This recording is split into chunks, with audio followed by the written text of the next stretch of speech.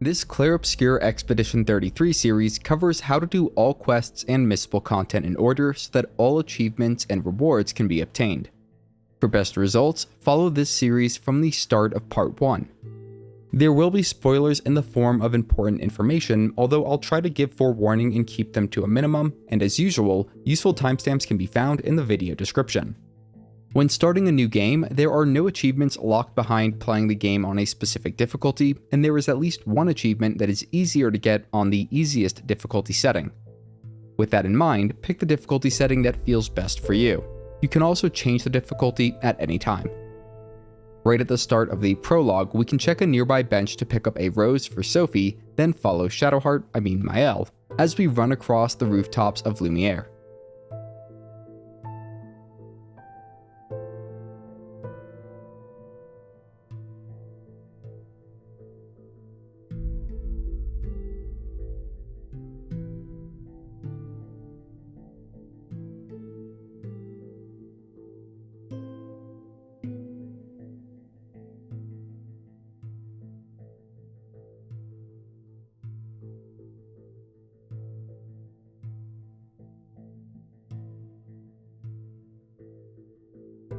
This will eventually trigger a short dialogue, followed by a duel with Maelle.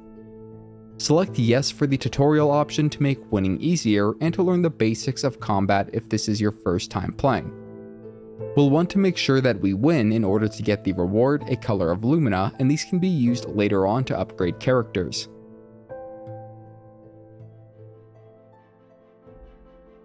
After the duel, we'll move a bit further ahead, then go down a rope to find Sophie.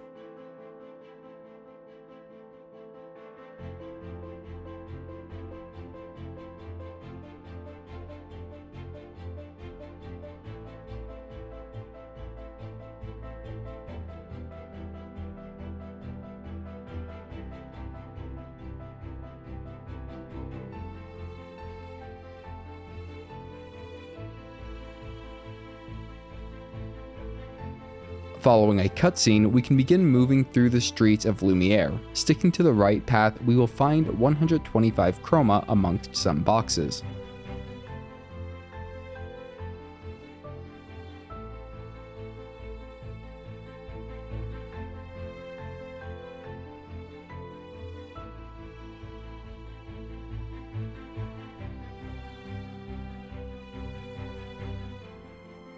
Upon reaching a large crowd of people, we can clamber our way up onto some wooden planks on the right side of this area to get another 125 Chroma.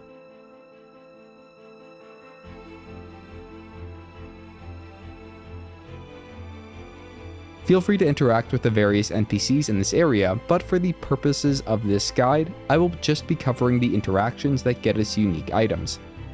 First, if we go to the other side of the fountain, we will find a pile of furniture. We can inspect it to get a color of Lumina. Moving further along the main path, we'll interact with Richard, the man in a red coat. Doing this will get us a cosmetic item in the future. A short distance ahead on the left side of the podium is Eloise. We can speak with her to initiate a battle with a training dummy. We need to build up Gustave's overcharge to the max 10 out of 10 over the course of a few turns. Then use the overcharge move to defeat the training dummy in a single powerful hit. Doing so will get us 23 Chroma and another color of Lumina. Moving through a tight corridor of stands will bring us to the next open area where we can get a few items. Up to the right behind Luna, we can get 125 Chroma.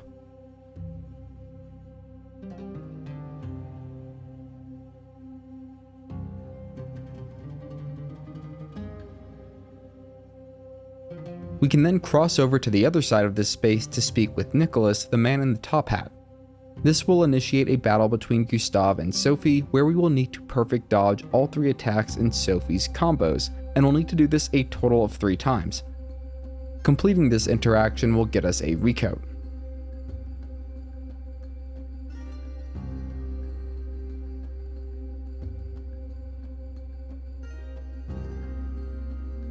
A short distance to the right of the portrait is a specific trash can that we will need to interact with several times to get a Chroma catalyst from the trash can man. We can then move further along the main path to reach the final open area.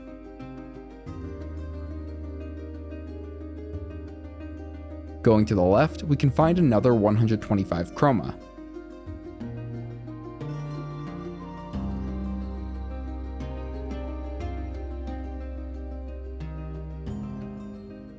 We can then move across this area to the right side to find our first Mime mini-boss in an isolated alcove.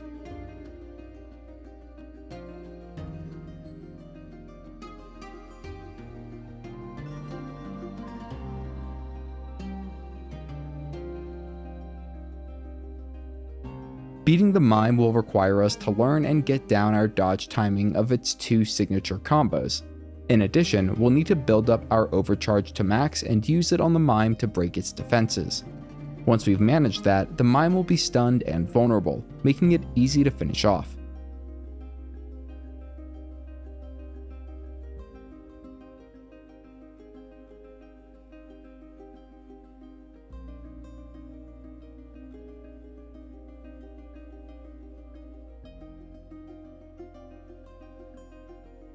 Feel free to run around and interact with various NPCs. Once we are ready to progress to the next section of the game, we can move towards the harbor and select yes when prompted.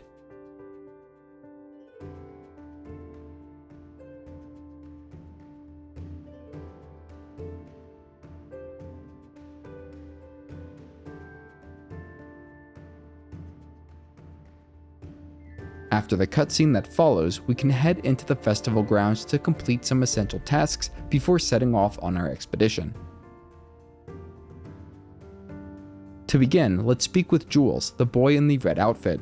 Thanks to our interaction with Richard earlier, we will get a crimson uniform out of this exchange.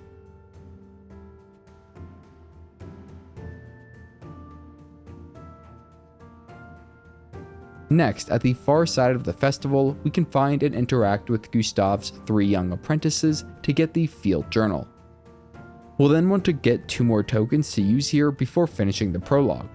The first of these 2 is obtained by correctly answering all of Antoine's questions, and he is the bald man in a white coat. The answer to the first question is 67 years ago. For the second, it's Expedition 0. And for the final question, it's abilities you internalize by using a Pictos in battle after enough times. For the final festival token, we will need to go speak with Maelle near the pier and defeat her in a rematch. Make sure to reload a previous save if you lose the fight, as we need to win in order to get this final token. Before speaking with Gustave's sister, we should redeem at least 2 of our festival tokens. This can be done by speaking with the NPCs near the 3 tents or stands. Colette will give us an old key, Tom will give us a weird Pictos, and Amandine will give us a new hairstyle. If you want a secret weapon in New Game Plus, you can save your final festival token rather than spending it on that new hairstyle. Neither the hairstyle or the weapon are required for all achievements though, so I will leave that decision up to you. Feel free to speak with the remaining non-essential NPCs. Once we are ready to move on, we can speak with Gustave's sister, Emma, and proceed to her speech to set off on our expedition. This will bring the prologue to an end, and following a lengthy series of cutscenes, officially start us on Act 1 in the Spring Meadows. If we turn around and run towards the nearby waterfall, we will find 180 Chroma. We can then move along the main path until unlocking the compass feature. A cutscene and combat encounter will follow shortly thereafter.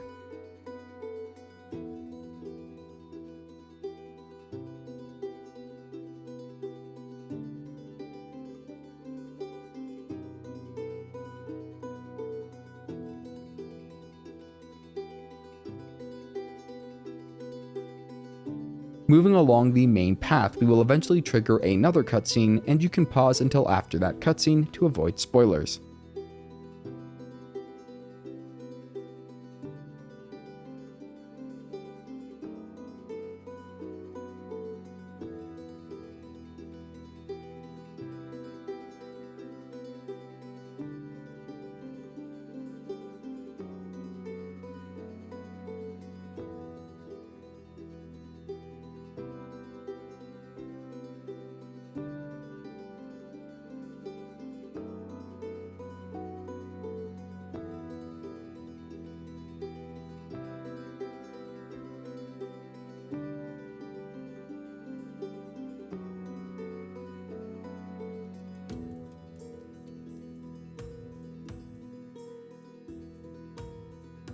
The encounter that follows will get us our first Pictos, Dodger. I equipped it to Gustave, and I will try to keep you all updated on my Pictos allocation for different characters as we progress through the game. Continuing along the main path, we will eventually reach our first expedition flag, which serves as a checkpoint of sorts.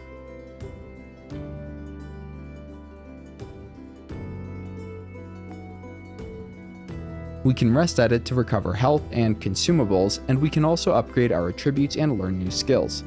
Feel free to allocate attribute points as you see fit, but I will personally be upgrading Might almost exclusively, as it allows for dealing more damage and ending fights quickly. It also means that getting hit by enemy attacks will be much more punishing, so keep that in mind.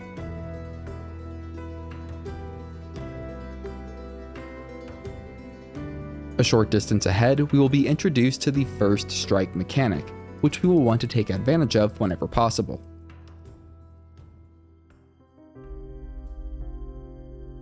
The encounter that follows will get us the Lanceram weapon for Gustave, which we can equip.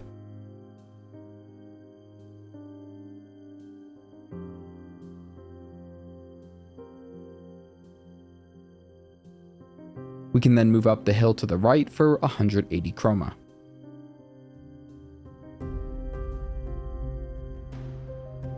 Dropping down and continuing along, we'll find our next Pictos, Critical Burn, in an alcove to our right, which I equipped to Luna. Before going into the building ahead, we will need to defeat another group of enemies and can briefly move up the hill on our left for another 180 Chroma.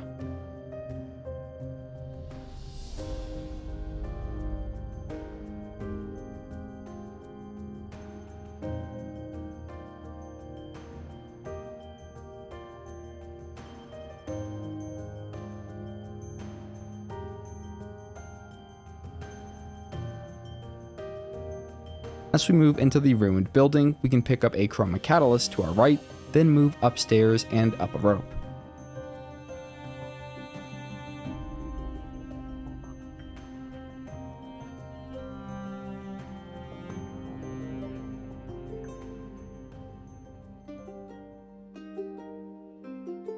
Down the stairs to our right, we'll find 360 Chroma out on a ledge. Going back inside, we can pick up an energy tint shard beneath the stairs, then move up the stairs and out the other exit of this building, bringing us to our next expedition flag.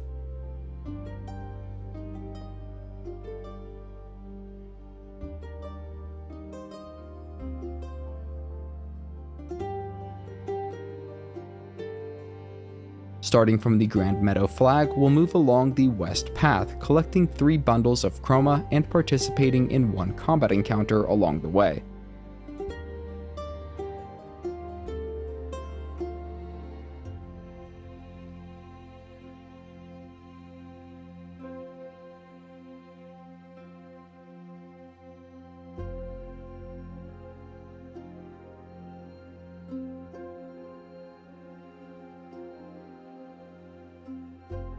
At the end of this path, there is a series of grapple points that we can move along to reach a hidden encounter with a Baguette Mime.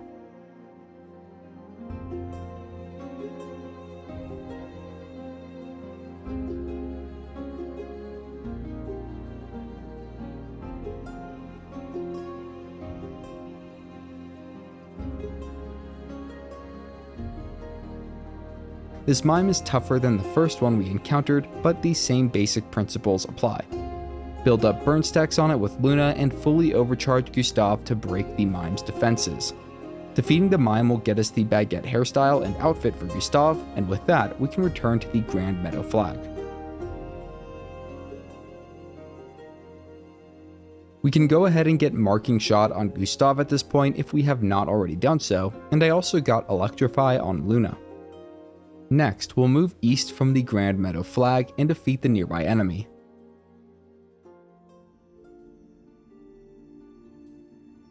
Afterwards, we can pick up a color of Lumina near a tree and a Chroma Catalyst near the cliff edge.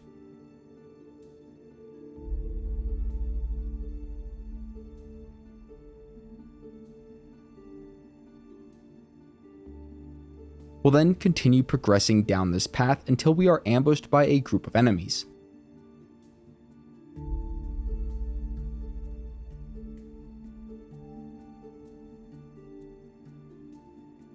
These flying type enemies are weak to aimed shots, so take advantage of that to defeat them in quick succession. There is a fork in the path ahead, and we are going to follow the right path first.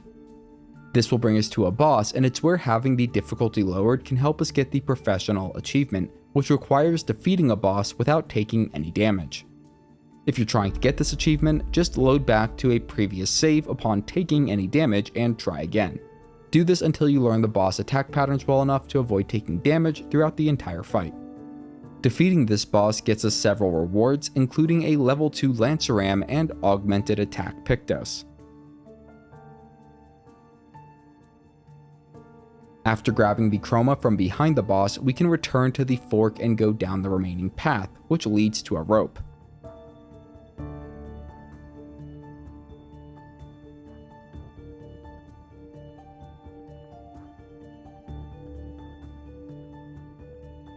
Down the drop to the northwest is a hefty sum of Chroma, which we can grab before continuing along the main path towards yet another fork.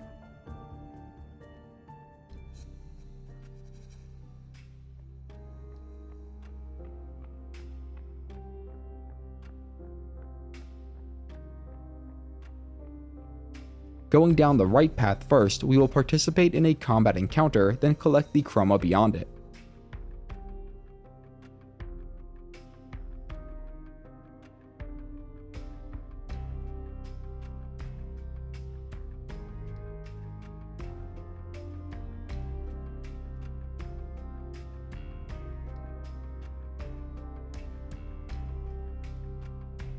We can then move down the other path to reach our first friendly Nevron, which we don't want to attack, the Journal of Expedition 81, and our next expedition flag.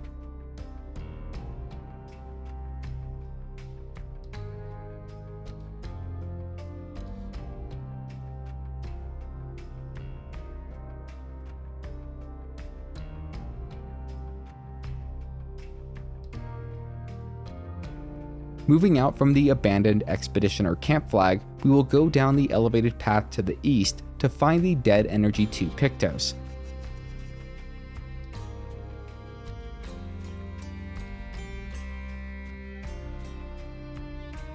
We can then double back and move west to find the Burning Shots Pictos.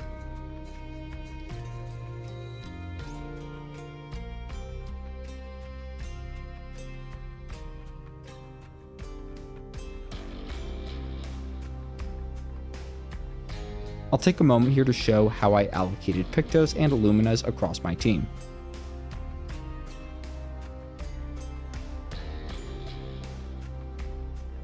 Now let's make our way into the heart of this area, participating in our first of several combat encounters. Victory here will get us the Lighterim weapon for Luna. To the south is a color of Lumina and a small alcove. We can grab it and then move north towards another encounter.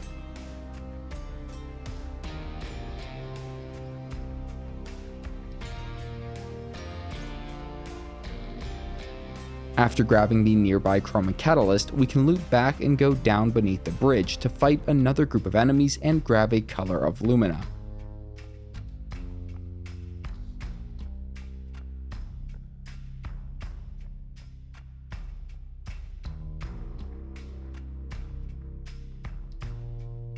Further along this path is another encounter and a key item, Resin, amongst a group of nearby boxes.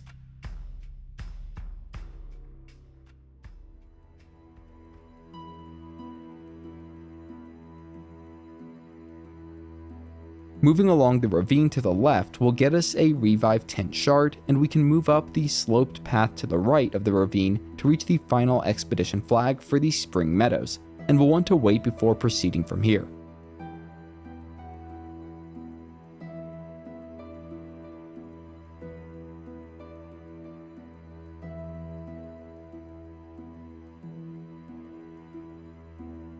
First, we should fast travel back to the abandoned expedition or camp flag and interact with the friendly Nevron, choosing the option "This will help, give resin" when prompted. We'll then need to very carefully aim and shoot the top of the lantern that the Nevron is holding, being sure that we don't hit the Nevron by accident. Doing this correctly will get us a healing tint shard. With that handled, we can fast travel back to the Indigo Tree Expedition flag, allocate any available attribute points, learn some skills, and then proceed to the final boss of this area. Feel free to pause now if you want to fight the boss without spoilers, but for everyone else, here are some tips. The boss, Eveque, has 3 shields that will absorb any attack's damage. Shooting the weak point will break 2 of these shields at once, and in addition, the boss is weak against fire, so stacking burn with Luna's immolation skill seems like the best strategy. Eveque will summon adds when hurt badly enough. You can target them if you want, or find it to be the better strategy. However, just defeating Eveque will end the encounter and result in the same rewards. Defeating Eveque will get us the cleansing Tint Pictos as well as 3 Chroma catalysts. Before moving on to the continent or open world, we should turn around and go down the path to the right. We'll find the empowering attack Pictos at the end of this path, and there is also a rope nearby that we can scale down to get a color of Lumina.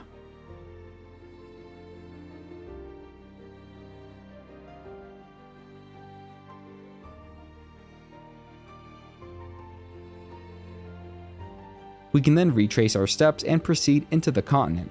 Doing so will get us the Spring Meadows achievement.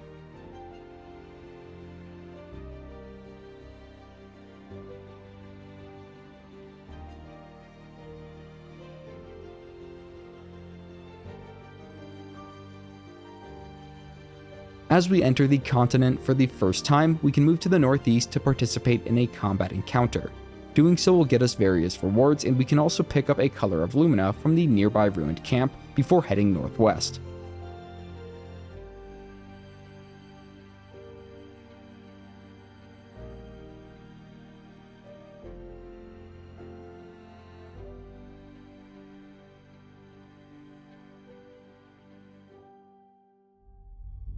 The zone on our left is far beyond our capability of tackling at this point in the game, so we will just continue moving up along this path to reach our second color of Lumina amongst several boxes.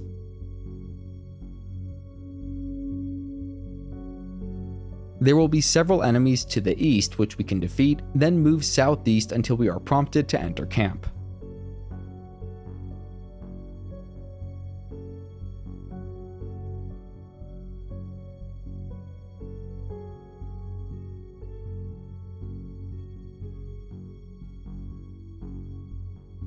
Feel free to speak with Luna, then interact with the campfire and write in the journal of Gustave's apprentices before going to sleep.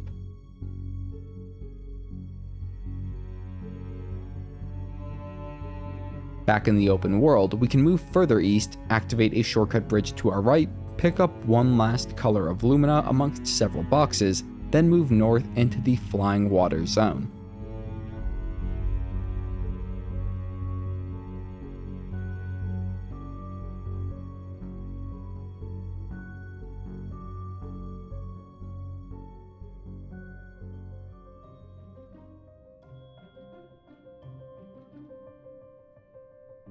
Moving into this location will trigger a brief cutscene. Following this, we can move down a narrow path to our left to find the SOS Shell Pictos.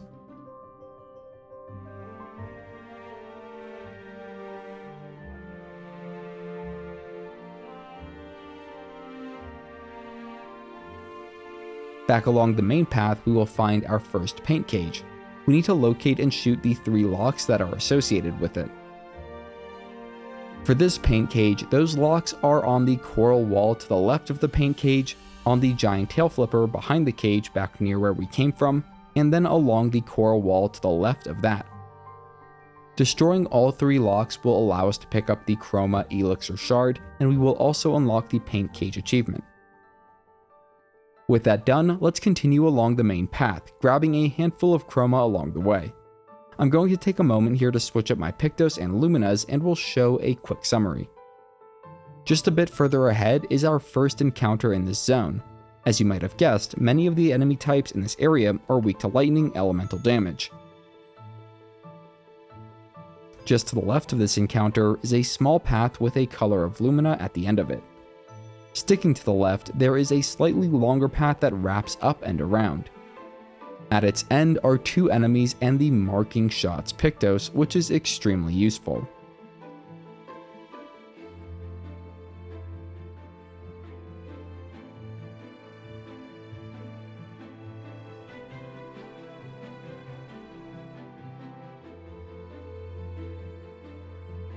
Moving along the main path, we will run into a new enemy type, one that carries mines. If we get first strike in these encounters, we can trivialize the whole thing by shooting the mines, causing them to explode and deal damage to all enemies in the combat.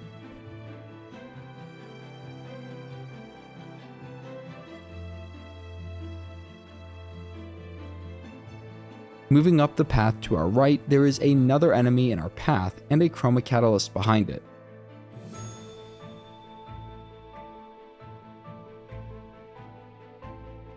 We can then go down the path to our left and participate in another combat encounter before proceeding.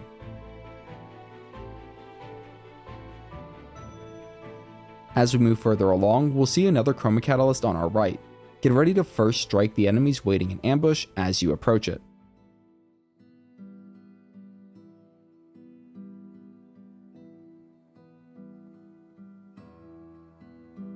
Grabbing that item, we'll then move down the lantern-lit path and stick to the northeast as the path opens up to get a nice sum of chroma. We can then wrap around Nocos' hut to reach the first expedition flag of this zone.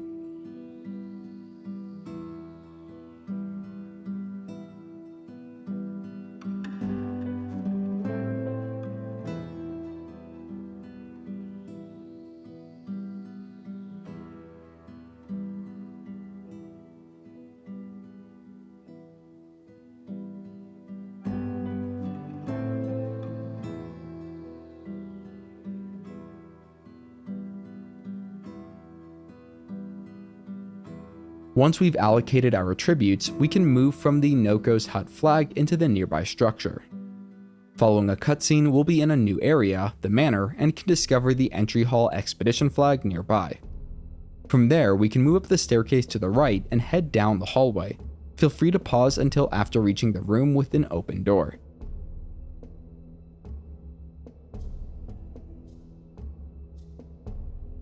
After a cutscene, we will now have Maelle on the team. Doubling back a short distance, we can turn right and head down the hall to the west. The painting at the far side is illusory, and we can jump through it to reach a shape of life. We can then head back down towards the expedition flag.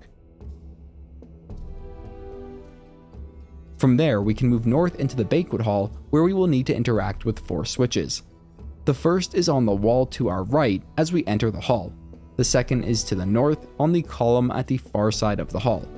The third is west on the wall of the northwest corner. And the final is on the wall near the fireplace, west of the banquet table. Interacting with all 4 switches will open up a hidden room nearby where we can find the Nocturne music track for camp.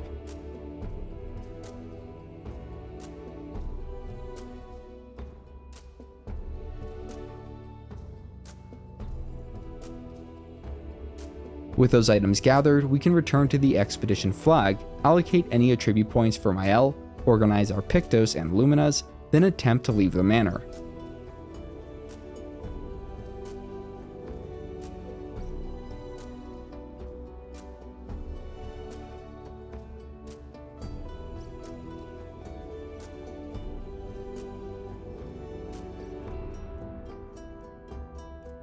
We'll have to face off with the Curator, and doing so will serve as an introduction on how to utilize Maelle's unique skill set. Pause until after leaving the manor to avoid spoilers. Upon returning to the Flying Waters, we will meet our first Gestral merchant, Nocos. We can fight and defeat any given merchant to access their hidden wares. In this case, I'm going to fight the merchant with Maelle, as she could use the extra XP. After defeating the merchant, we can purchase the exposing attack Pictos for 3600 chroma, and I would suggest saving your chroma for unique merchant items.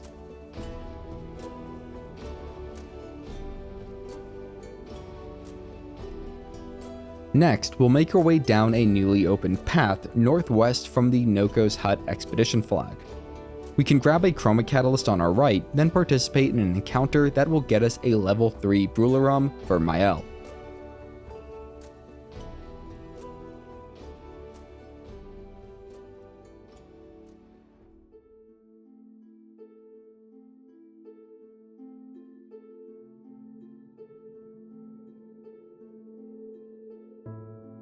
After equipping that, we'll go west and then down the more northern path, participating in a couple more encounters along the way.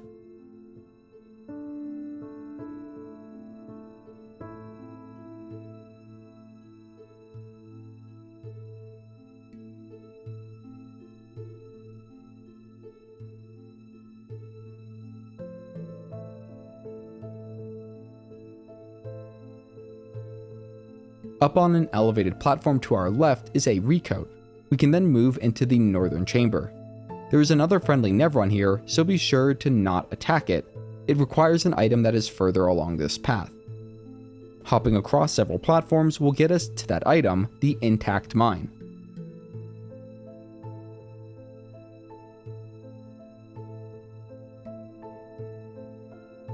We can then drop down and circle back around to the friendly Demineer Nevron.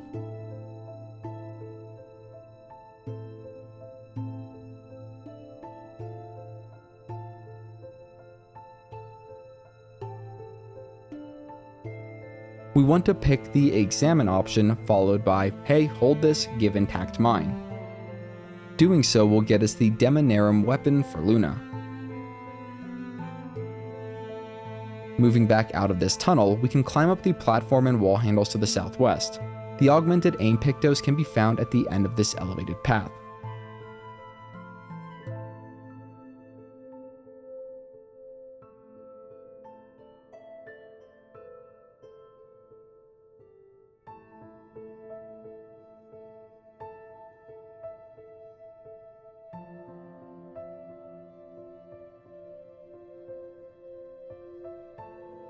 We can then drop down and move down the remaining path to the west.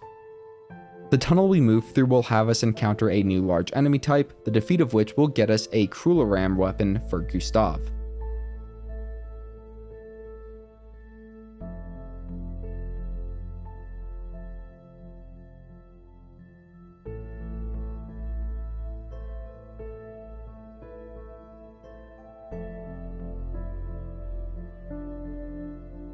Be sure to grab the item from behind the anvil before moving on to the next expedition flag.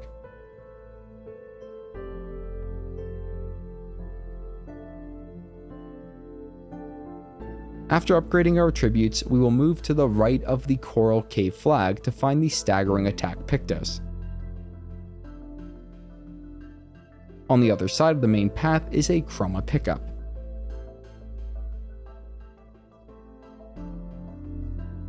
Proceeding a bit further from here will trigger an ambush of sorts.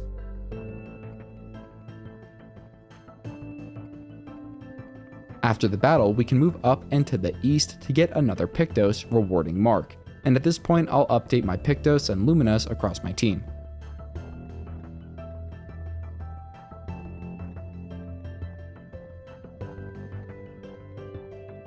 We can next move west along an elevated path to find a Nevron guarding a color of Lumina.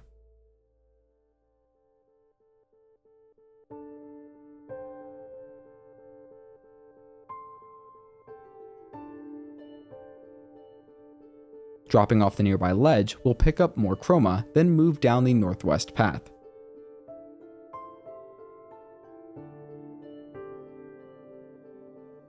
There is a small detour we will make to the east into a cavern of sorts.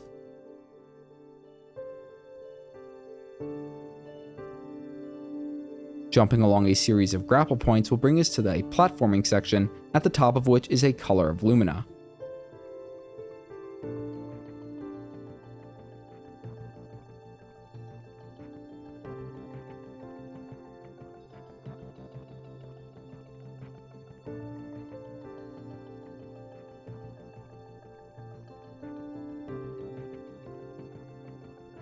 We can then drop down and move towards a paint chest that is guarded by a group of enemies. Shooting the Crueller's weak points can be helpful in taking them down faster.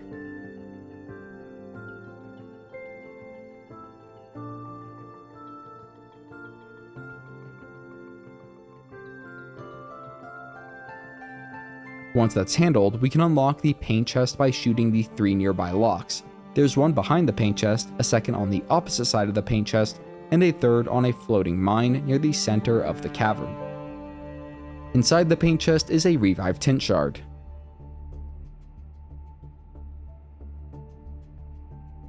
With that done, we can backtrack out of this detour and then continue moving west to reach our second journal, which is for Expedition 68.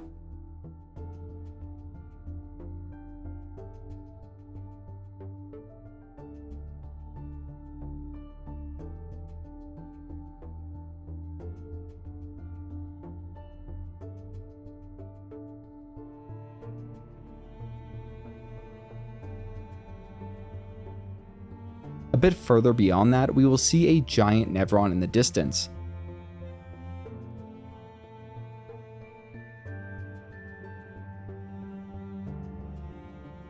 Moving along the ridge to our right, we will head down a slightly obscured path to the southwest, which leads to our third Mime encounter.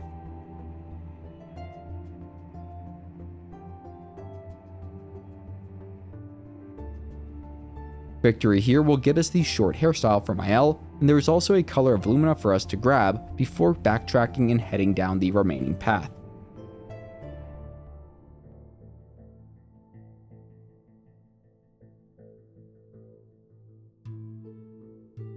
After climbing a wall, we can move down the more northeast path to reach a missable boss fight with Burgeon.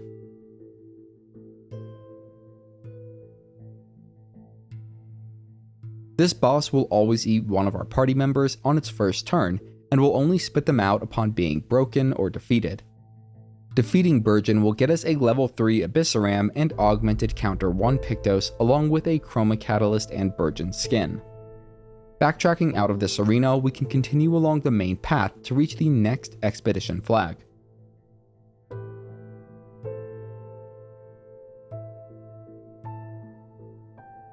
After upgrading attributes, we can learn Swift Stride, Guard Up, and Fleuret Fury on Maelle.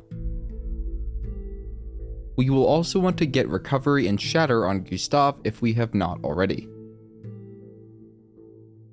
Starting from the Lumerian Streets flag, we'll move down the left path. There may or may not be an additional encounter in the area leading up to a climbable wall. In either case, we will eventually climb up that wall and encounter another group of enemies.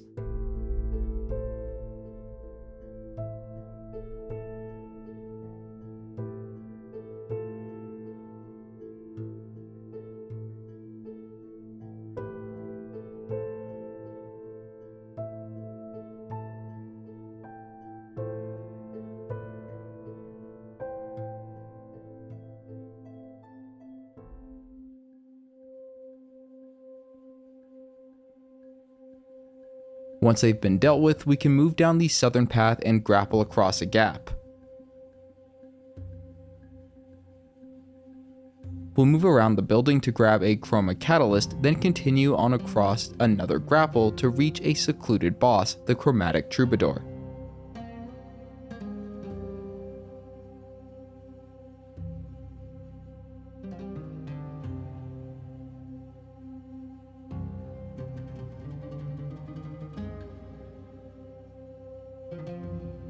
Defeating the boss will get us a level 4 Troubadim for Luna, as well as 2 Chroma Catalysts and several Color of Luminas. I'll give an update here on how my various Luminas and Pictos are organized across the party. Before leaving, we can move a short distance beyond the boss to grab a new Pictos, Energizing Break. There is then a grapple point beyond it that will quickly take us back to the main section of this area. Dropping back down to the streets, we can continue moving around this loop, grabbing 2 pickups and participating in a couple of encounters along the way.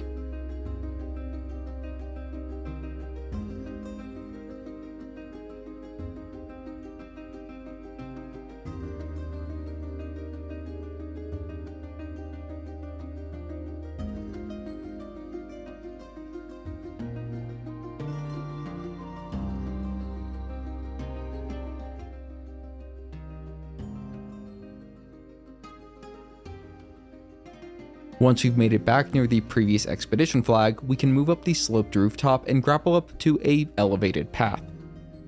After a minor combat encounter, we can find the versatile Pictos, then drop back down and move north to the next rest point.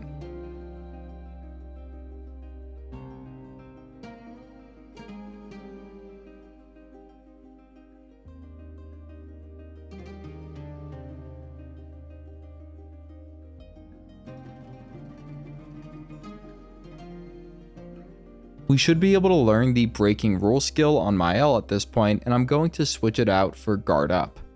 The final boss of this area is just ahead, so pause now if you want to go in blind. For everyone else, here are some tips.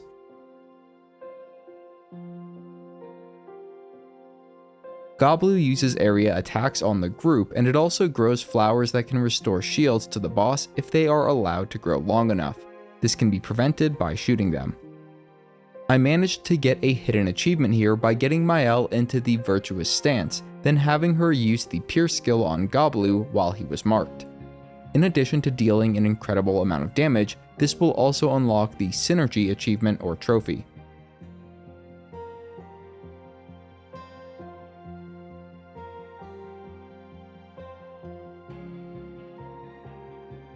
Defeating Goblu will get us a Shape of Health, Polished Chroma Catalyst, and 3 Chroma Catalysts. We can then proceed out of this area to get the Flying Waters achievement.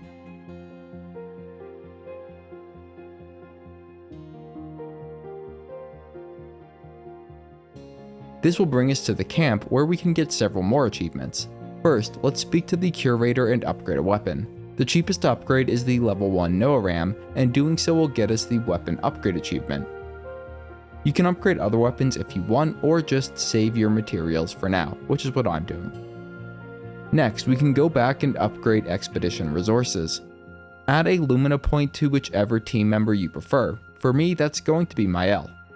If you are playing on a higher difficulty and struggling in combat, you can invest more color of Luminas here to create a stronger party. However, and I'm going to try and avoid spoilers, if you're not struggling, you may want to save your color of Luminas for later on in the game. In any case, adding a Lumina point will get us the Lumina achievement. We can then spend our Shape of Health and Shape of Life to upgrade the corresponding tints. Feel free to speak with the various NPCs at camp, then interact with the campfire. We'll first write in the journal of Gustave's Apprentices. We can then check up on the others to get the Curious achievement. Following all this, we can go to sleep. We won't be spending too much time in the continent. After participating in a single combat encounter, we can move northwest and into the ancient sanctuary zone.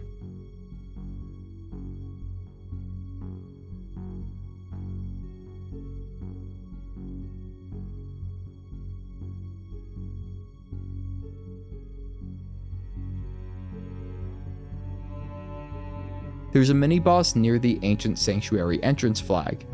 To successfully engage it, we will need to approach it from a direction that causes it to run across a bridge to the southwest. This will corner it and allow us to start combat. The P-Tank has many shields and also has a limited number of turns in which it needs to be defeated, or else it will run away. Shooting and multi-hit attacks are a good way to burn through those shields. Maelle's Swift Stride and Breaking Rules moves can both be used to great effect here. Florid Fury and Pierce are also good options if set up appropriately. Defeating the P-Tank will get us 5 Polished Chroma Catalysts, 1 Recoat, and 5 Color of Luminas. After the fight, we can move across the bridge to our left to find the energizing Jump Pictos. We'll then move west and along the small stream to find a hidden ledge, accessed by climbing.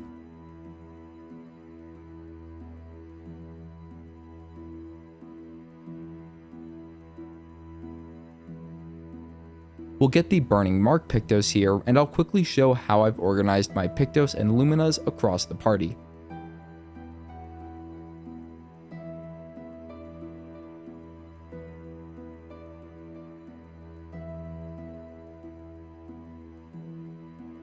After climbing back out of this area, we can move around and up over the nearby ledge, going west until reaching the Young Boy NPC.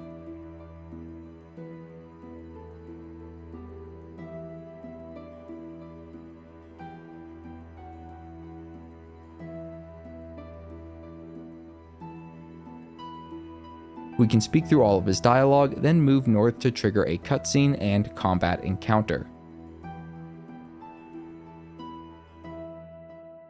The Sakapate enemy types have limbs that can be shot off to deal a lot of damage and reduce their moveset. They also have a unique mechanic, Last Stand, in which they attempt to crash into the expedition team upon being defeated. Victory in this encounter will get us the Sakaram weapon for Gustave. After equipping it, we can run a short distance ahead to the next expedition flag. The sanctuary maze can get a bit confusing, but we will do our best to make navigation as quick and easy as possible. Starting from the flag, we'll move into the maze, eventually ducking through a small gap to our east. Then moving south, we'll find a nice sum of Chroma in an alcove to our right.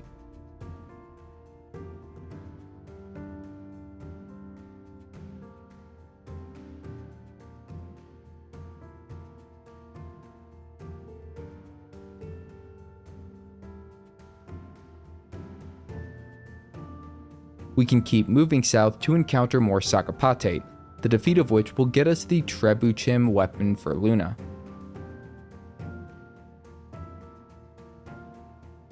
Moving northeast, we should find some handholds on a rock wall that we can climb.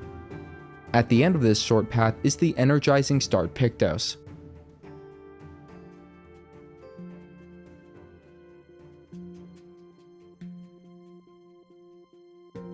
We can then drop back down and move south into a cave.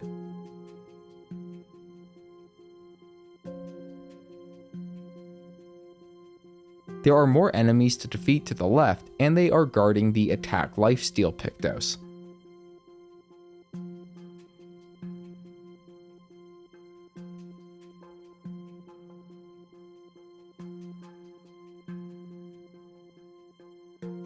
Here's a quick update on Team Pictos and Luminas. Moving back a short distance and then to our left, there's a rope that we can ascend to get a color of Lumina. We're going to drop back down here and cover familiar ground to get back to the Sanctuary Maze flag.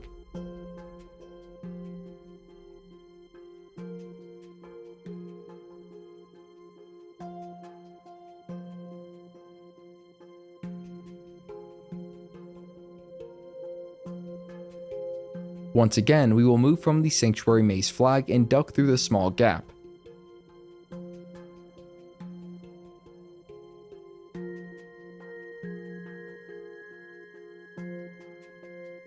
This time, however, we will move down the north path. There's a revived Tint shard in the small wooden shack, and behind that is a Mime.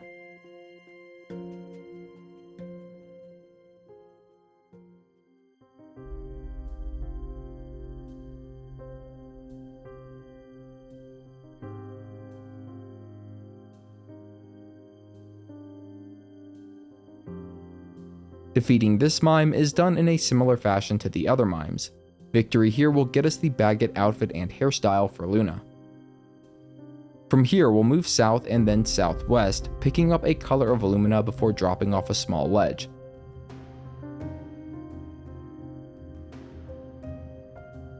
There is some Chroma that we can pick up to our left amongst a group of wooden boxes.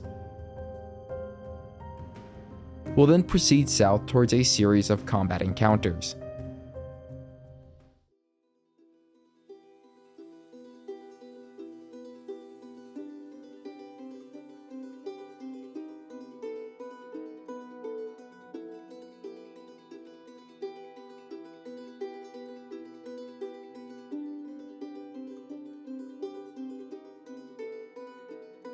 From here, we will move northwest and eventually turn south as we move along a ridge.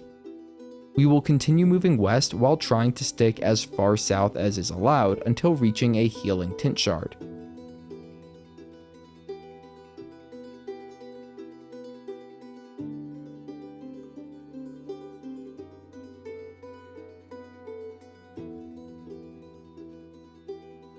We'll then move north towards another encounter.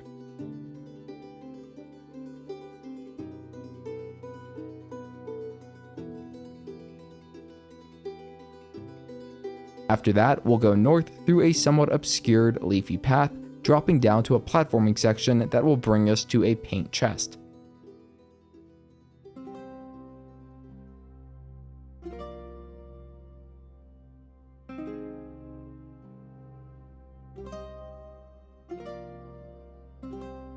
The locks are a little more hidden this time around.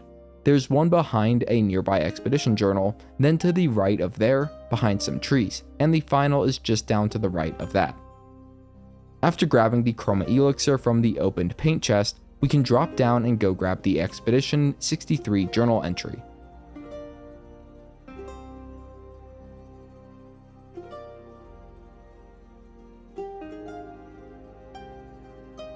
Finally, we will move down the northeastern path, the one lit by blue lanterns, to reach the next expedition flag.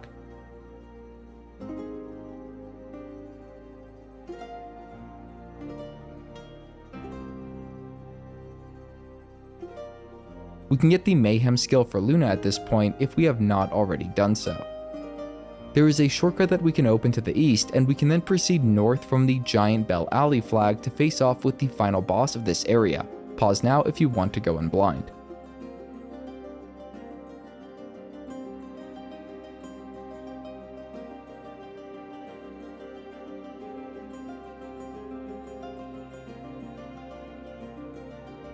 The ultimate Sacapatate is a bit rough until its shield arm is destroyed, which will only be exposed once its defenses are broken.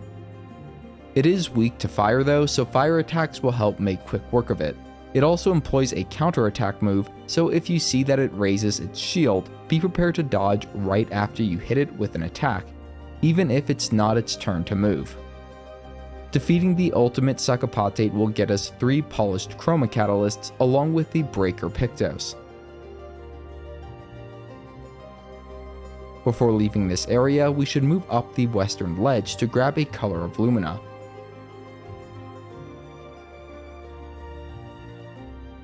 Then over to the eastern ledge for an energy tint shard.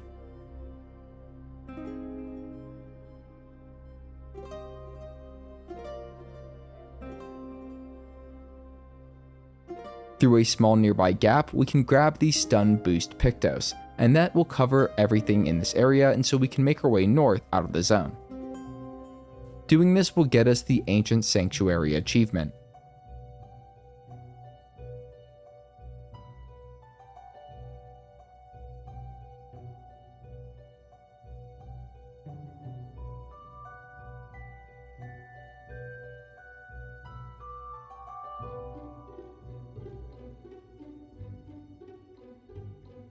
Before moving on, here is a quick update on Pictos and Lumina organization across party members.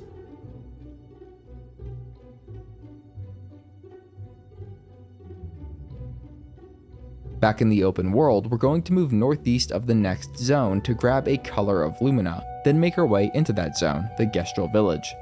The first expedition flag is then just a short distance ahead.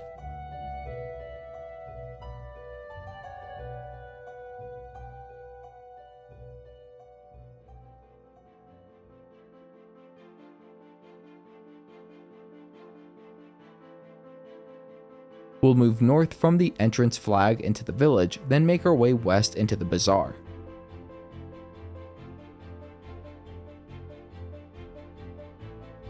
Our first key NPC is the merchant on our left, Jujubri. After fighting and defeating Jujubri, we can purchase both the Critical Moment Pictos and Demonem weapon for Gustave.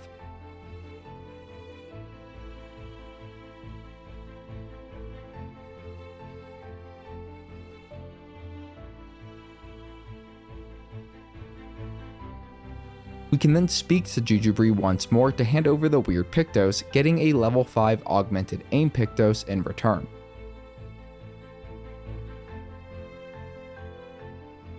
Just a few steps further west is a larger blue Gestral Barami.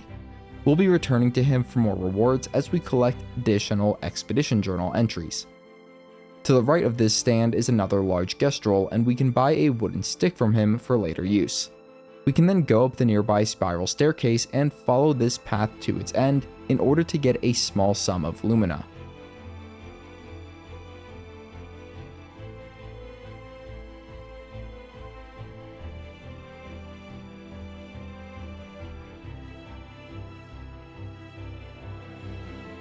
Making our way back down the path, we will move south into a small alley where a combat encounter will commence.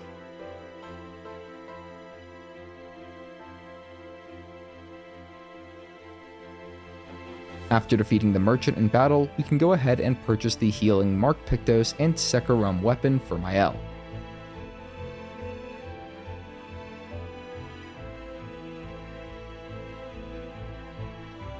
With that handled, let's make our way west out of the bazaar.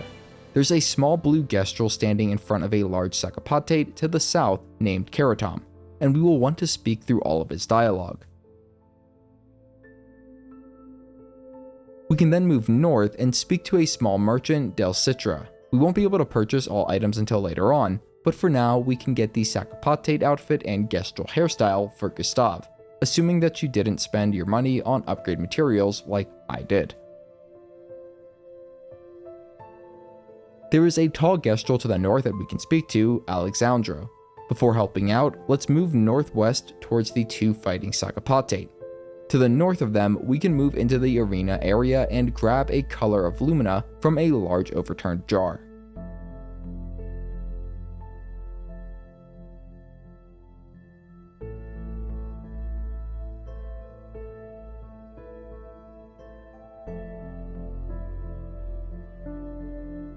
Now let's make our way back to the pillar and then northeast. We'll briefly turn southeast, then east to find a scalable rope.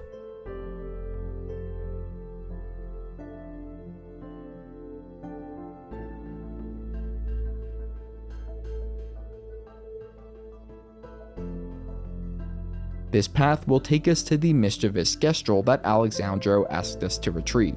Just make sure to time your jump correctly, then speak with Perumi to get them down. Doing this will get us the Sagapatate outfit for Luna.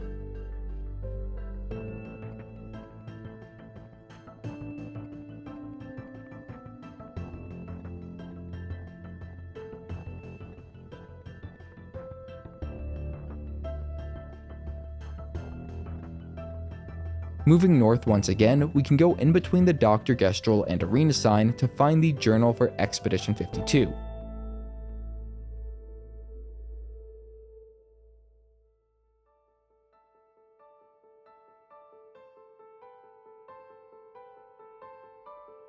With that obtained, we can follow the arena sign to reach our next expedition flag.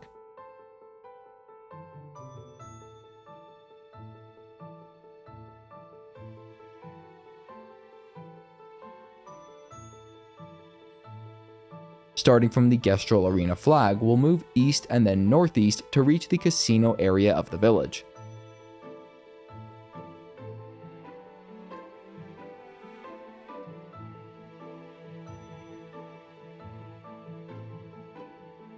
As we approach the casino, there is a recode to our right that we can pick up.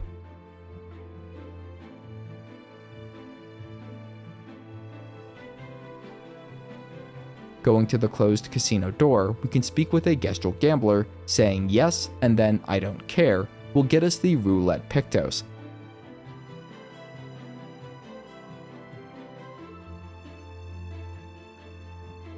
And here's a quick update on my team's Pictos and Luminas.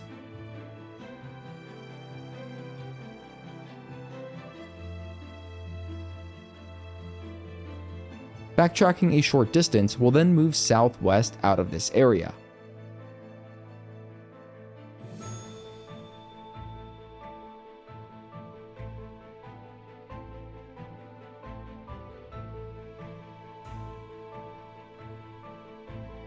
We can then curve towards the west to find a hut blocked by a sleeping Gestral. This Gestral can be woken up by shooting the mirror behind it.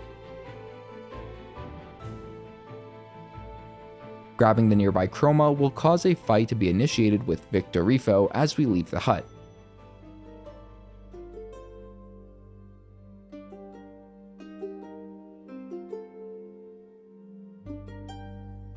Afterwards, we will move a short distance east to reach a performance stage area, and there are two Chroma pickups here. One is behind the stage and the other is at the top of a nearby rope.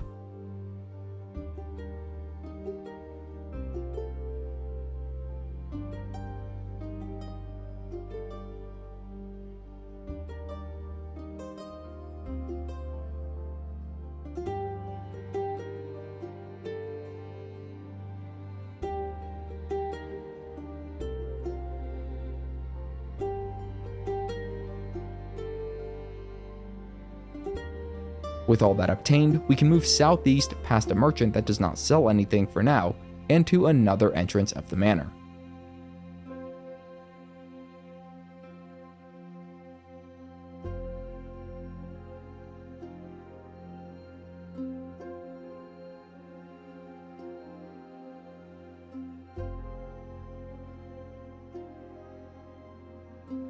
Our trip here will be short, but I will show how to get to the Manor entry hall flag first and start from there to keep things consistent.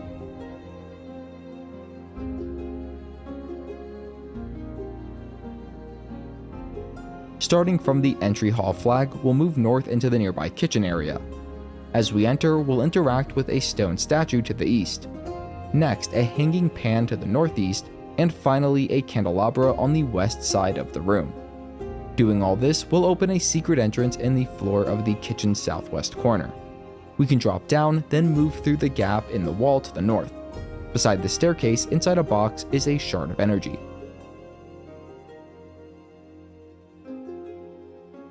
We can then turn south and break through some boxes to reveal a crawl path to another room. Beside the staircase, in a box, is the rebellious hairstyle for Maelle.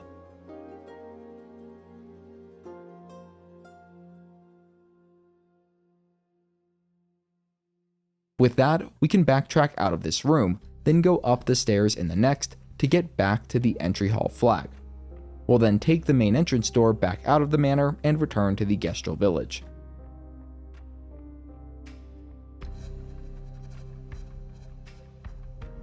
Back in the village, we'll move northwest towards the chief's hut, looking out for the color of Lumina to our right along the way.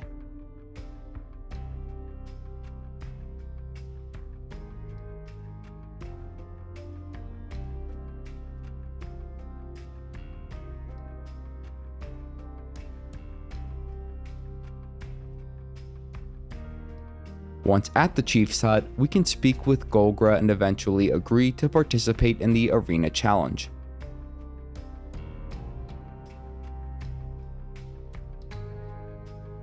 We'll get a special weapon for the character that we complete the challenge with. Maelle's reward is particularly potent, so I'm going to use her for the battles. In any case, move to the right of the Gestral Arena Expedition flag and speak with Limonsoul to start the first battle. Once again, I highly suggest using Maelle for these battles. We'll need to complete a total of 3 battles against Gestral opponents. You can pause the video until after you have done that and then start it up the 4th battle to avoid spoilers. Again, I suggest picking Maelle.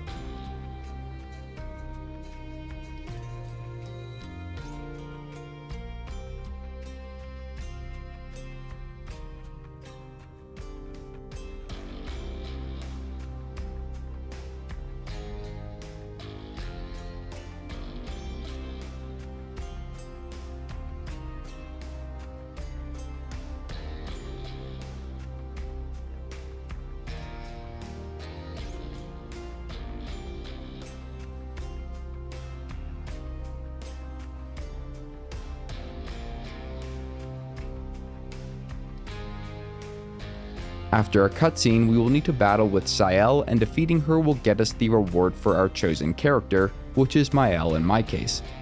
That reward is the Medallum Sword, which has Maelle starting the battle in her virtuous stance.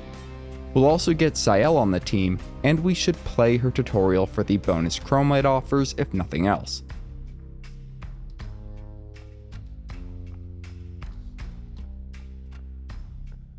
Here's a quick look at my Pictos and Lumina's organization before we move on.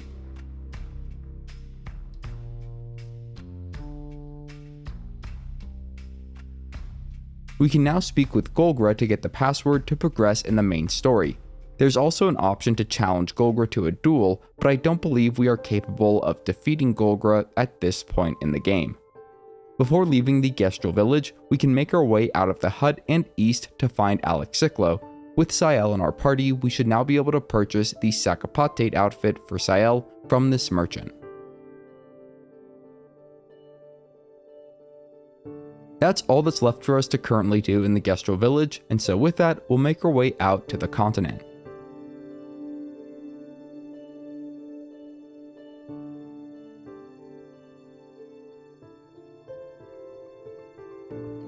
I stopped at the Gestral village entrance expedition flag along the way to allocate Sciel's attribute points all into Might, and to also learn a few skills on her, though you can feel free to save your skill points if you prefer. Entering the open world will automatically bring us to camp. We can quickly visit the curator to use our small energy tint, speak with our fellow expeditioners, then go to the campfire. Before sleeping, we'll want to check up on the others and also write in the journal of Gustave's Apprentices. We can then go to sleep.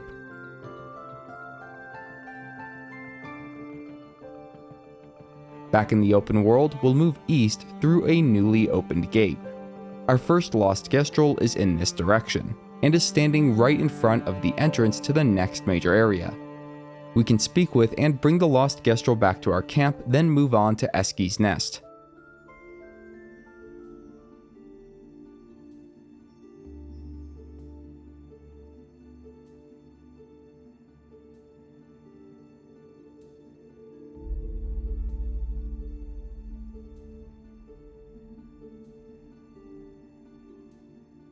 A short distance in, we will find the first expedition flag. It's at this point that I put Sciel into my party, replacing Luna with her. All that said, feel free to use whichever characters you prefer. Moving towards the nearby Gestral will trigger a short cutscene.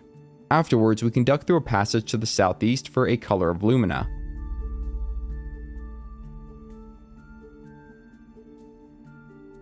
Then we can move up the path behind the Gestral northeast to get some Chroma.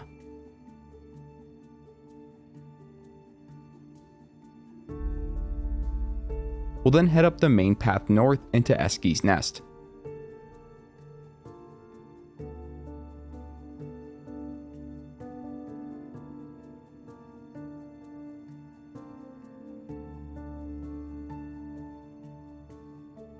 Once we reach the first large open cavern, we'll want to drop down to the east to find and defeat another Mime.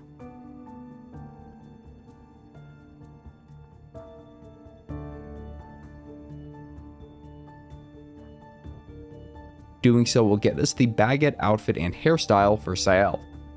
We'll then want to grab the glowing mushroom nearby before climbing out of the pit and dropping down to the west side.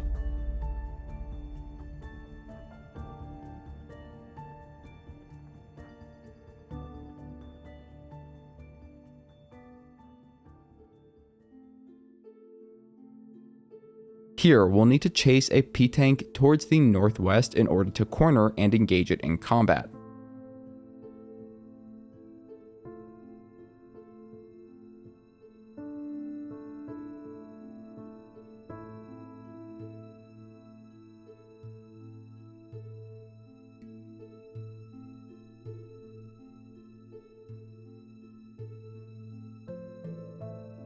Defeating it before it can flee will get us a bundle of nice upgrade materials. With that handled, we can move back east and up onto the central bridge. We'll then move west deeper into the nest.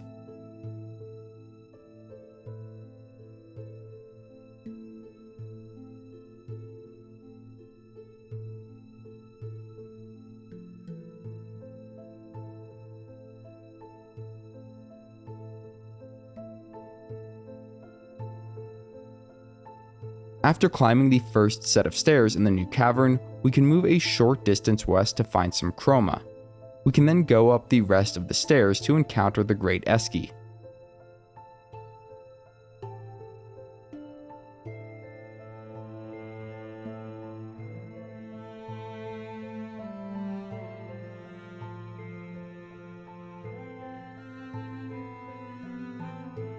Following a cutscene, we'll move east towards a new area.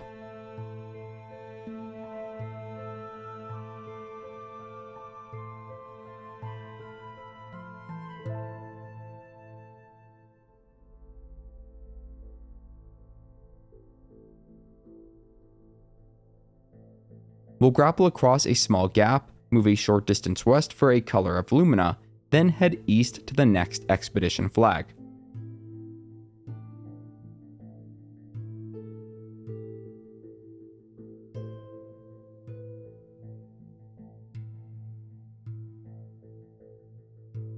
Francois is, unsurprisingly, just a short distance from the Francois K flag.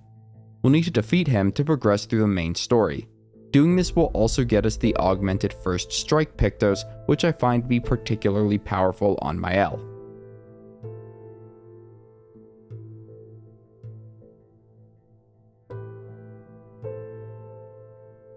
With that handled, we can move southwest and up a rope. Moving along this path, we'll grab some Chroma on our left, then continue moving northwest.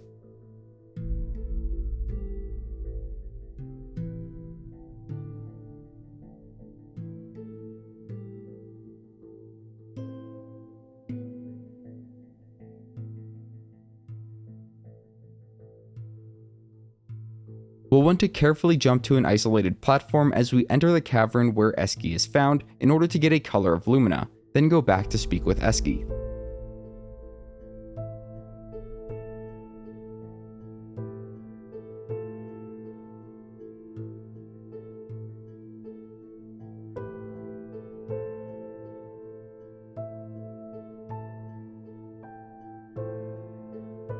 Afterwards, a new path will open up. As we move along it, we'll see some tents to the west, along with the Journal of Expedition 66.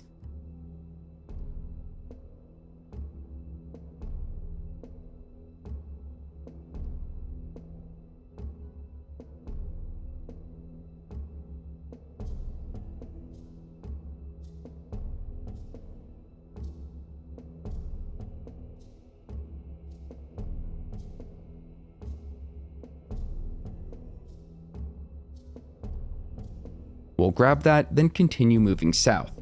At the end of this path is the Energizing Start 3 Pictos.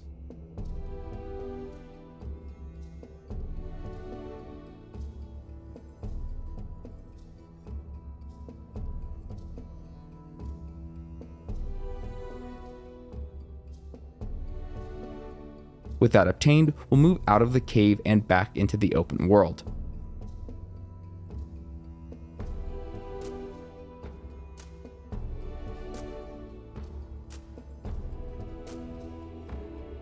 We'll start by moving north towards a group of enemies. Defeating them will get us an upgraded Lanceram and Cruelram for Gustave. Nearby we'll find a color of Lumina.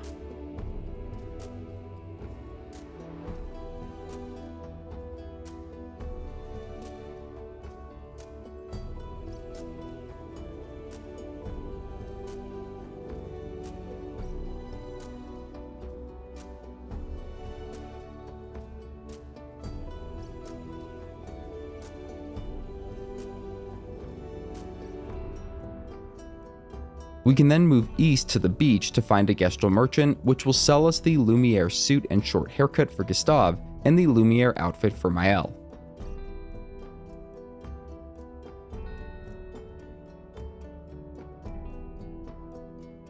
This next part must be completed before going through and finishing the Stonewall Cliffs region. That means you can hold off on it for now, but I'm going to just get it out of the way. We're going to move west back to the Gestral village.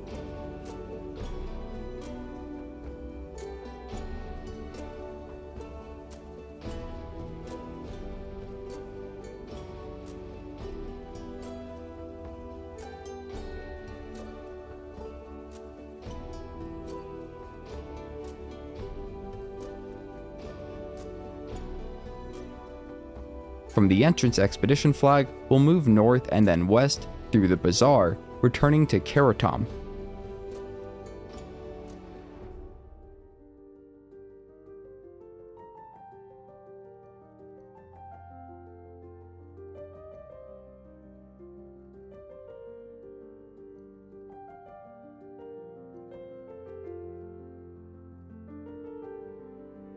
We can give him the glowing mushroom that we recently found, and this will trigger a duel between Gustave and an improved form of the ultimate Sakapate.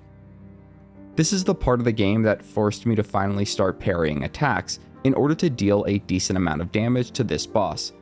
I've also found that using the Flaming Shots Picto or Lumina, then building up burn stacks and finally breaking/stunning the ultimate Sakapate dealt a good amount of damage as well.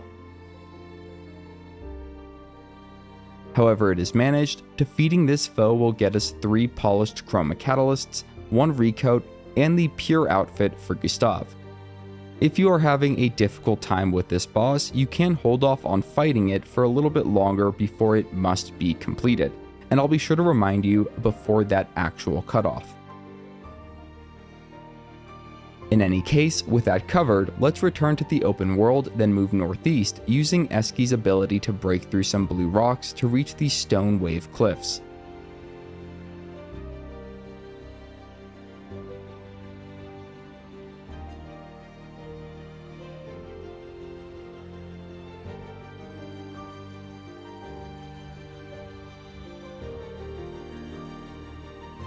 We'll need to rest at a camp and go through a few cutscenes before being able to enter this zone.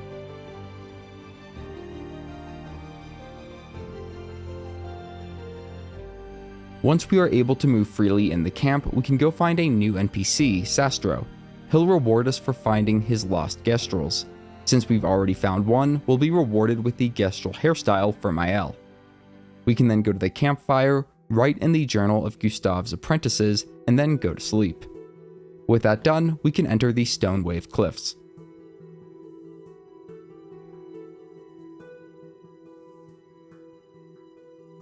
Going along the main path will trigger a cutscene, and we can then keep moving to find some Chroma near the first expedition flag.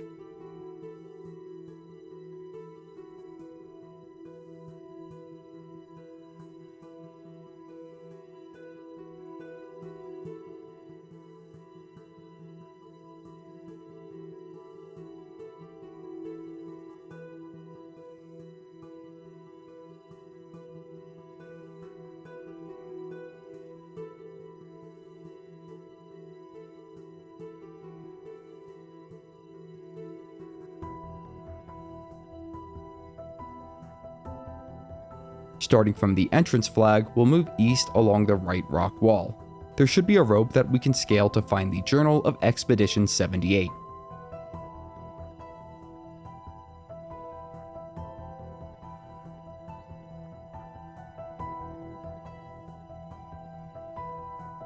We'll then move south into an area with a paint chest. There's another rope here that we can scale to reach a shooting point from which we can shoot the 3 locks on the paint chest. Doing this will allow us to get the Lanceram weapon for Gustave.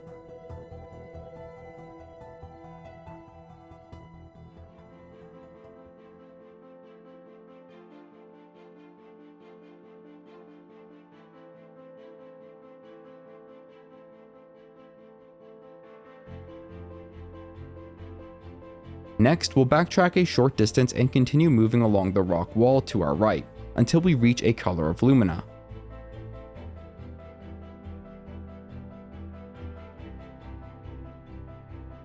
We can then drop down and engage the nearby enemies, and defeating them will get us the confident Pictos.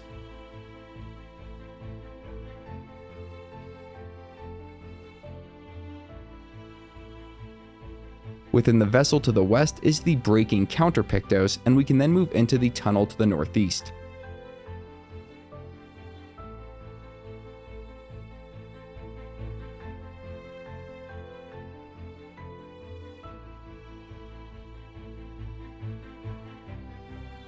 After grappling across the gap, we'll pick up the nearby color of Lumina, then move west/southwest until encountering another new enemy type.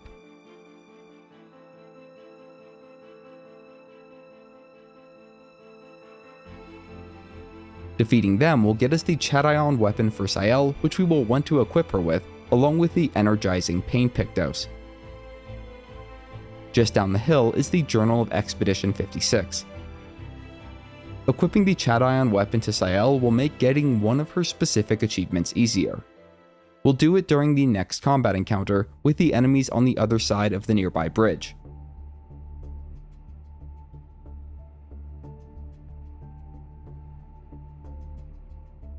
Make sure to leave one of the enemies alive and allow it to put some shields on. Then with Sciel, we'll want to first use Twilight Slash. We'll then want to use Focused Foretell on the 2 subsequent turns to build up 20 stacks of Foretell on the enemy. Finally, we can use Twilight Slash once more to consume all 20 stacks of Foretell, unlocking the Maximization achievement in the process.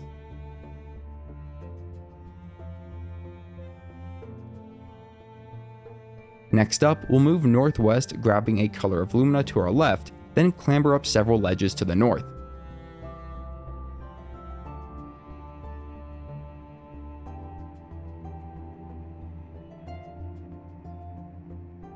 After another combat encounter, we can grab the first Strike Pictos, then drop down and grapple across the gap to the northwest.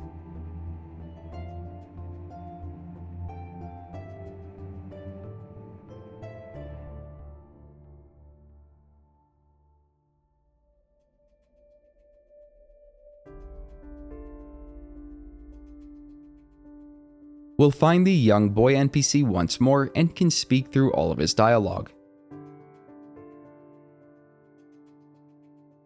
There is a Chroma pickup to the northeast, and we can then move west to reach the next expedition flag.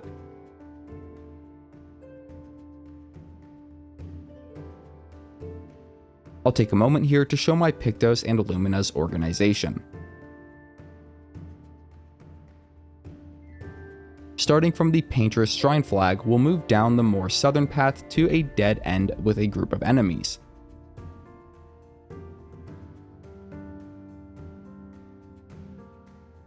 After defeating them, we can grab the healing Tint shard nearby, then return to the expedition flag, and from there we'll go down the northwest path, grabbing an energy Tint shard before moving northeast.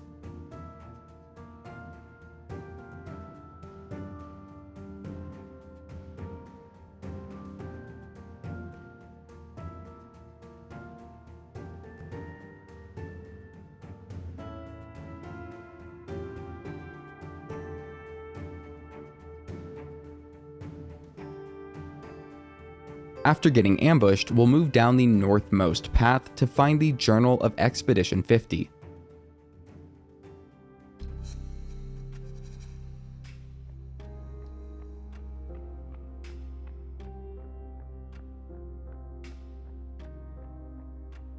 We can then grapple to the floating island east, pick up some Chroma, then grapple south for even more Chroma.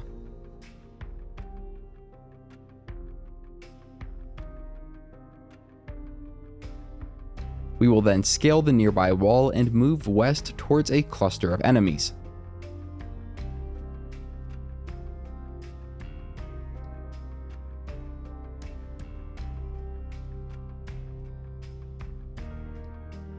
We'll then go south to defeat another group of enemies, and up the slope to the northwest is a color of Lumina.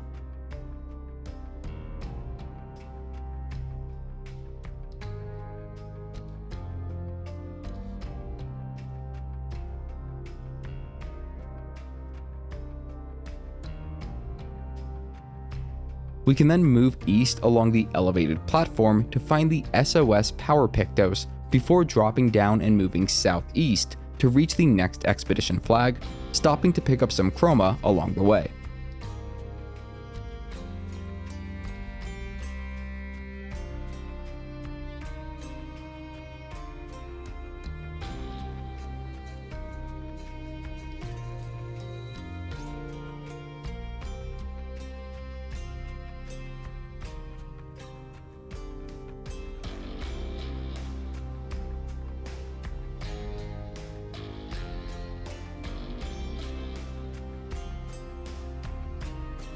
Moving east from the old farm flag, we'll drop down to find a polished Chroma catalyst, before moving east to confront the nearby enemies.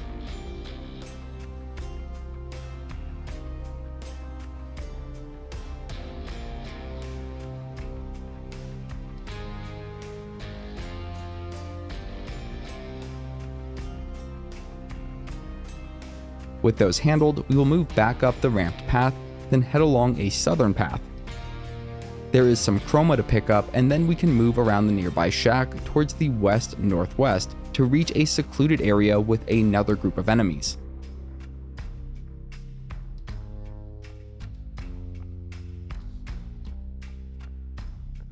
Around a nearby boulder, we'll find a polished Chroma catalyst.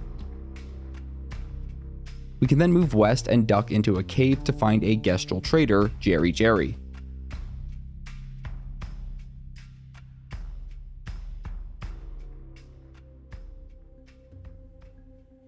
After fighting and defeating Jerry, we can go ahead and buy both the Rangeson weapon and ponytail hairstyle for Sciel. I also went ahead and bought the color of Lumina and polished Chroma catalysts, as those are useful materials to have. There is a shortcut rope that we can unlock, but we are actually going to just backtrack until reaching the wooden shack where we found that Chroma a couple of minutes ago.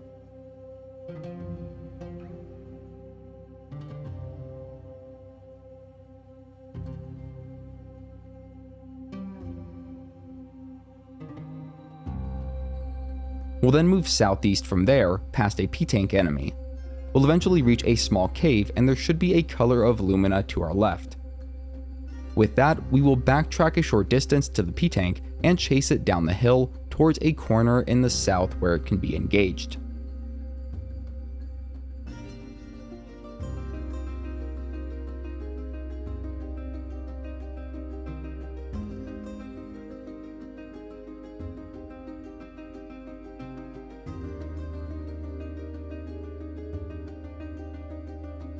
This P-Tank summons several Nevrons to aid it throughout the fight, and there must be no other Nevrons alive in order for attacks to deal significant damage to the P-Tank.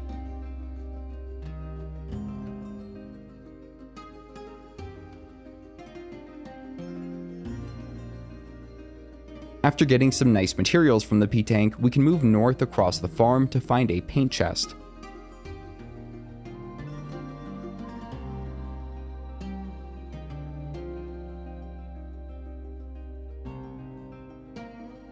All 3 locks are located somewhere southeast to northeast from the paint chest, and the chest contains the Duinum weapon for Maelle.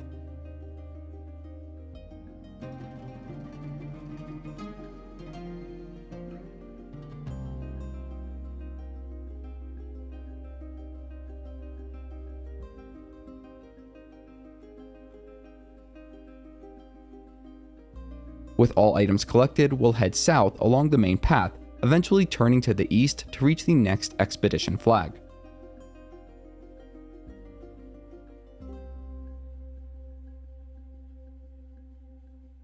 There is a friendly Nevron just before the next expedition flag, so make sure not to attack it, and we will be returning to it later on.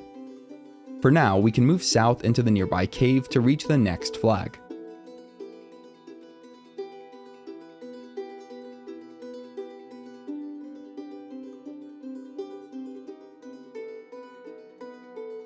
Starting from the Tide Caverns flag, we'll move east and grapple across a gap, then scale down a very tall rope.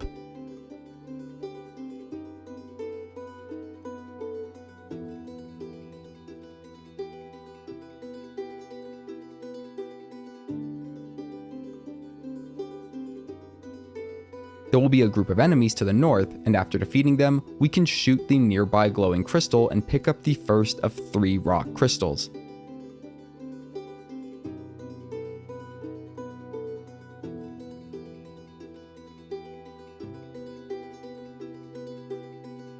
We'll then move up the slope to the north to find our second rock crystal, as well as more enemies to the east.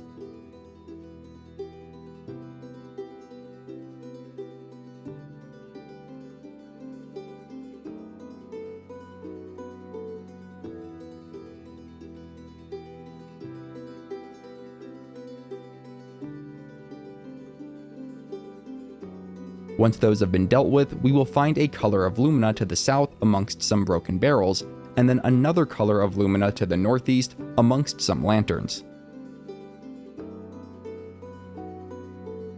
We can then move down the path to the east to be ambushed by a conspicuous glowing enemy, which will drop our final rock crystal when defeated. Jumping down the nearby rope, we can grab the recoat to the northwest, then fight the boss-like enemy to the east, which will get us the perilous Parry Pictos.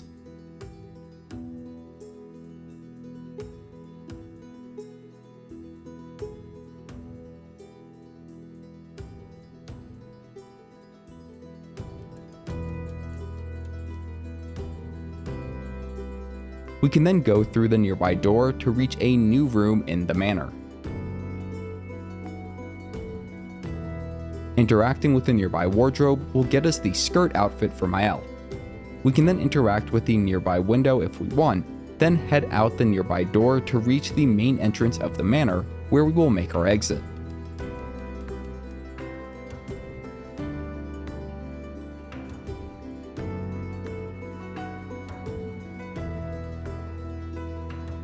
Next, let's backtrack out of this area, then move northwest through the cave, watching out for enemies that have respawned.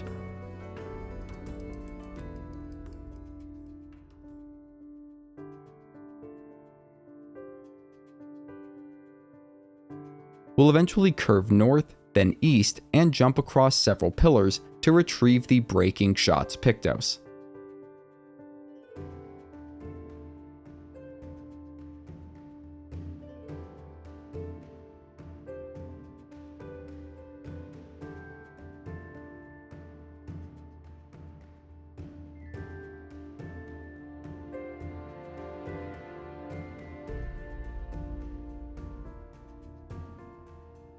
Whether we jump back across or fall down and then retrace our steps, we will ultimately need to move northeast and grapple across a gap.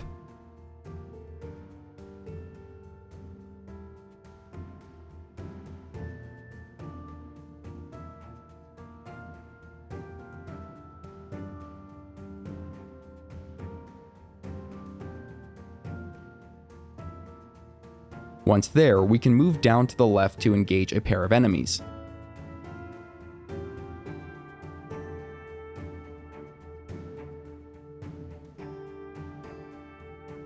After defeating them, we can interact with a nearby lever to grant access into the ruined building. There is a pickup of several thousand Chroma waiting for us on the second floor, and we can then move back out of the building and northeast towards the next expedition flag, grabbing a color of Lumina along the way.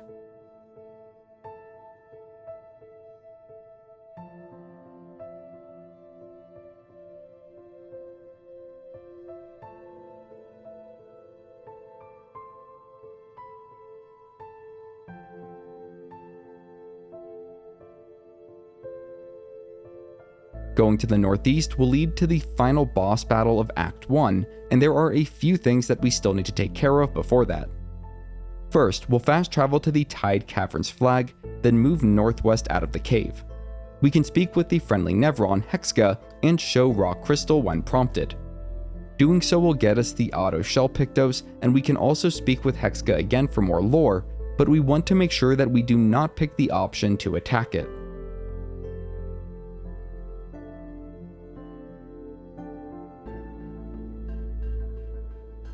There is also a whole other optional area to explore before proceeding to the end of Act 1. To reach it, we'll fast travel back to the Basalt Waves flag, then move west-northwest along a series of grapple points to reach the Flooded Buildings flag.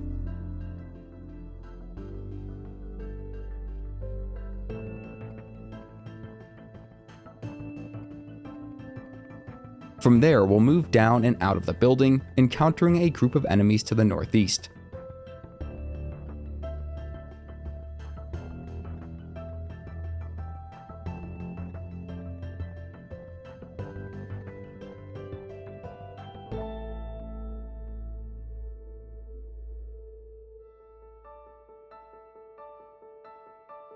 We will then move south, going left or east when the path splits.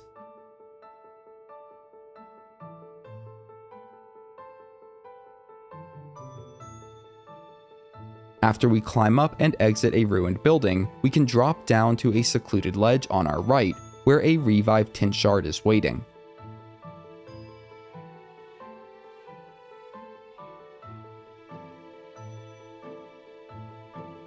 We can then climb back up and fight a group of enemies to the north.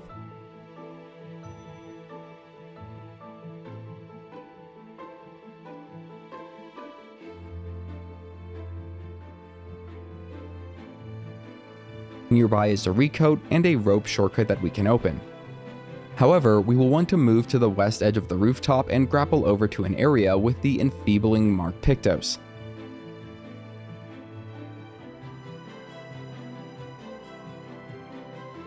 We can then grapple back and drop down, grappling once more through the interior of the western building. We will then loop around on this path and clamber up a ledge to the south to get a color of Lumina before dropping back down and fighting a group of enemies to the east.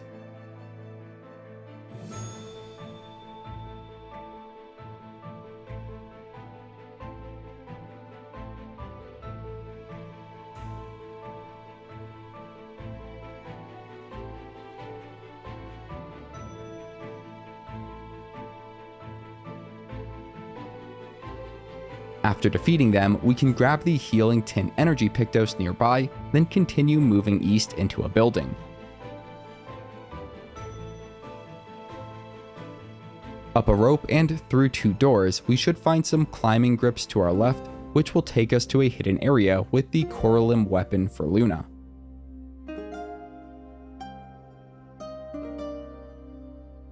We can then drop back down and move down the stairs, grappling back east to the Basalt Waves flag.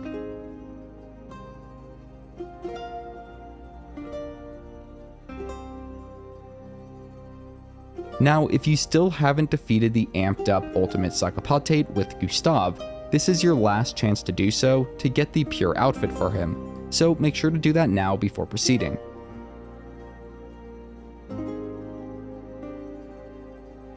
Once we are ready, we can move northeast from the Basalt Waves Expedition flag to trigger the final boss fight for Act 1. Feel free to pause now if you want to go into the fight blind.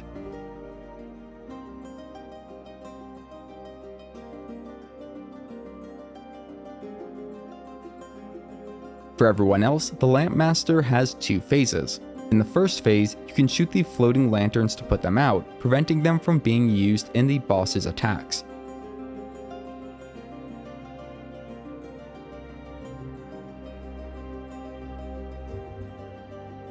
In the second phase, the Lamp Master will perform a strange ritual with its lamps. To prevent a powerful attack, we must remember the order in which its lamps light up, then shoot them out in that order. Defeating the Lamp Master will get us the At Death's Door Pictos along with a Shape of Life and some other materials. You can pause now until reaching the camp in Act 2 to avoid spoilers.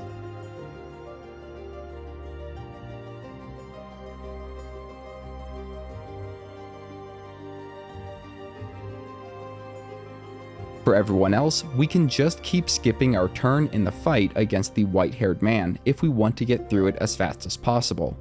This will bring us to the end of Act 1. There's just one thing that I want to cover here at the start of Act 2, and that is our interactions with Eveque as Verso. We can pick specific dialogue options when talking to Eveque to increase our relationship level with it. This first time around, play it safe by picking all of the top options. There is plenty more to cover in Act 2, but that will have to wait until the next video. In the meantime, if you have any questions about Act 1, you can reach out to me in the comments where I will do my best to help.